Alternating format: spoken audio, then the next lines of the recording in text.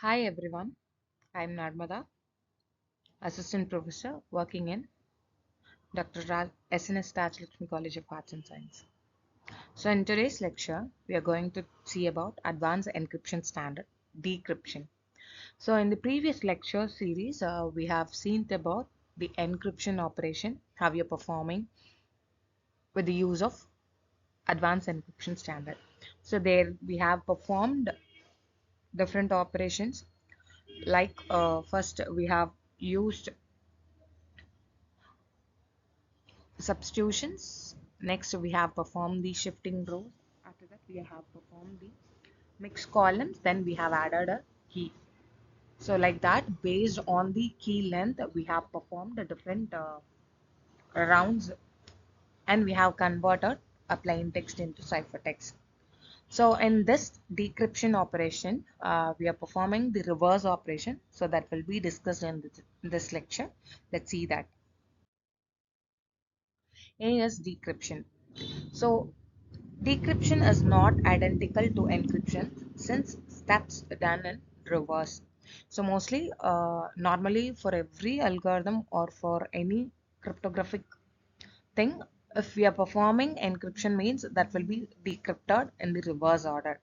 So the same way we are here also we are performing, but it can define some an equivalent inverse cipher with steps as for encryption, but it using inverse of each step with a different key schedule.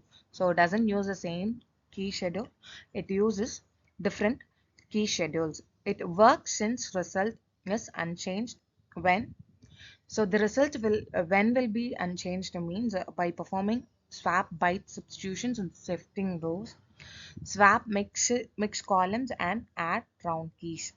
So these two operations results in unchanged manner. So the pictorial representation of that is given here for decryption. So ciphertext we are taking, so that will be converted into plain text. So ciphertext first thing is add round keys. After that, inverse substitution bytes, inverse shifting rows, inverse mix columns. Again, we are performing add round key.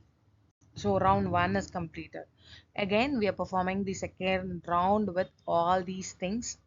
So we are inverting all the thing what we have performed in the encryption in the same way. Implementation aspects. So how we'll implement this um, advanced encryption standard decryption. So it can efficiently implement on 8-bit CPU. So if you have 8-bit CPU means we can implement this encryption very easily. Byte substitutions works on bytes using a table of 256 entries. So for byte substitution, it already have 256 entries of table. So with that table, it performs the byte substitution operation. Next, shift rows a simple byte shift. So normally we are shifting a bytes every byte. If we have 256 byte means that's so 256 bytes are uh, rows are shifted. Next, add round key works on byte XRs. So every byte values XR will be taken for add round key.